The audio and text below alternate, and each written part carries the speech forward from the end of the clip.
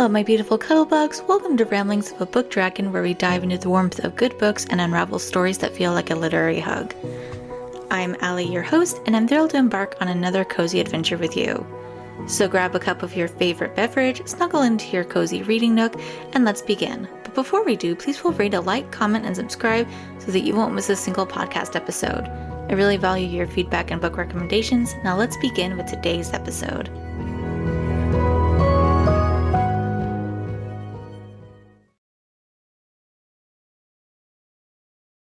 In today's episode, I'm going to review Fangirl by Rainbow Rowell, performed by Rebecca Lohman and Maxwell Caulfield. We follow Kath and her twin sister Rin as they navigate their freshman year of college. Both girls are huge Simon Snow fans, and they just absolutely have been following this series from the beginning. It's basically Harry Potter, except a little bit different, and it's its own universe where and there's still a magic situation, and Kath is a really big writer in the fanfiction community where she ships Baz, who is a vampire, and Simon Snow together. And the last book of this series is going to be written at the end of their freshman year. So Kath is very determined to finish her own series beforehand. It really reminded me of in Harry Potter before the 7th book came out, where everyone was trying to figure out what was going to happen, what the situations was. I don't remember if anyone was really trying to do anything like Kath was doing when Harry Potter was being finished, but that's beside the point.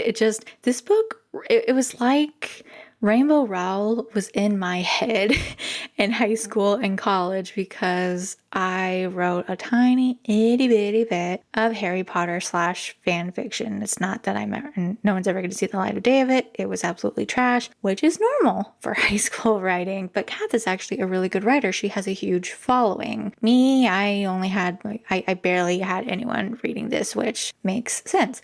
But it really just kind of brought that back into focus with what's going on with a lot of fanfiction writers in today's communities. And this was back in like 2012. So it's interesting to think about it from today's perspective as well, because Kath is really wanting to write. She is really bound and determined. Like, she loves fanfiction. That is her shtick. And she wants to major in English. And she and Rin, they have a lot of childhood trauma from their mom, because their mom left them on the day of 9/11, which is just bonkers. There's a lot of unresolved trauma there, and a lot of stuff that's going on with their dad as well. But Rin, like Kath, seems to be stuck, but both of them seem to be stuck in the past, with Kath wanting them to be roommates, and Rin is like, no, we're in college now. I need us to go our own separate ways and have our own roommates. And so Kath winds up meeting her roommate, Reagan, and her in quote boyfriend Levi, when they are both moving in together, and Levi kind of just starts hanging around all the time, and they become really good friends.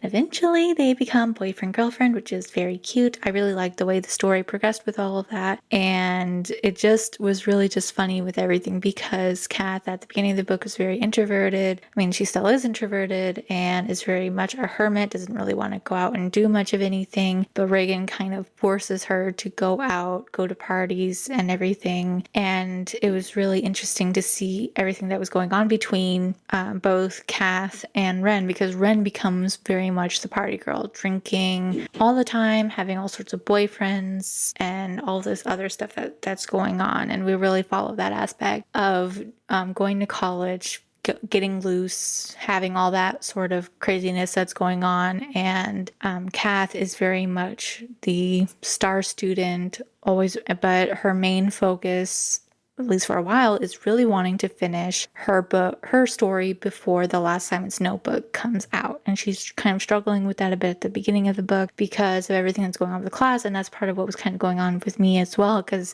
I was trying to write a little bit and even read a lot more fan fiction, and it just became a bit harder with the way college was. But then Kath winds up in this fiction writing class, and when she turns in this story that's basically Simon Snow fan fiction, the teachers all, oh, this isn't writing, this, you can't do this has to be your own world. And it just really brought to mind to me with what's going on with a lot of fanfiction writers today, of this whole, oh, this used to be a fanfic, and now the author was able to kind of create it and turn it into its own book. And that's a lot of what's going on, is like a lot of times with fan fiction, there's I don't own this. I am just playing in blah, blah, blah sandbox. So it would kind of been interesting to see if there was any of that kind of discourse with the Simon Snow fan fiction community as well. But yeah, and so it's just interesting that she's like, I don't have any thoughts of my, I mean, not that she doesn't have any thoughts of her own, but it's like it's easier for her to write in the fan fiction world of continuing to play in this author's sandbox. And so it's just really interesting to me because it, like a lot of these fan fiction authors, they write amazing, beautiful works, but because it's fan fiction, like people are taking it a bit more seriously now, I think, with all of the stories that are being recreated from fan fiction into real writing, I guess, literature, actual books. But yeah, I thought that overall this was a really good book. I gave it a 4.5 out of 5 because it was overall really good. There was a lot of bits where it was of Kath reading to Levi her Simon Snow fan fiction, and it was like, oh my god, come on, let's just get going with it. So it was just like kind of a bit of inception of a book within the book. And that's what was interesting with Maxwell Caulfield's narrations, is he was reading out the Simon Snow excerpts, which were at the very ends of each chapter. Some of it was from original author in quotes, and then others were snippets from the fan fiction that Kath and her sister co-created. And so I thought that was all a lot of fun and really interesting to read there. And I felt like Rebecca Loman did a really great job of narrating, of showcasing the different people, really making sure that you could actually tell who was who in the story. There were some times where it was a little bit fuzzy, but for the most part, I thought it was pretty good.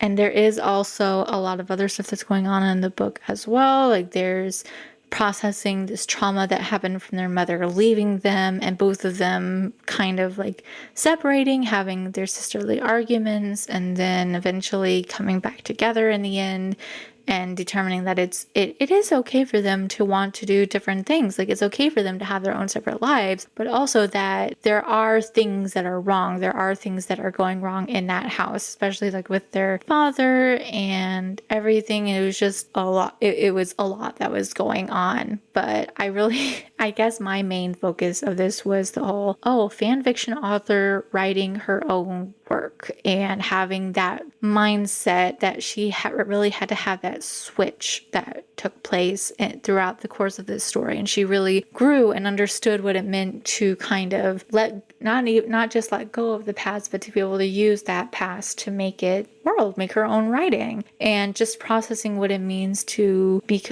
go to college, to figure out what you want to be when you grow up. So I think that is my main thoughts with this. And like I said, I gave it a 4.5 out of 5 stars. I really enjoyed it, and I would definitely read it again. Please let me know your own thoughts as well.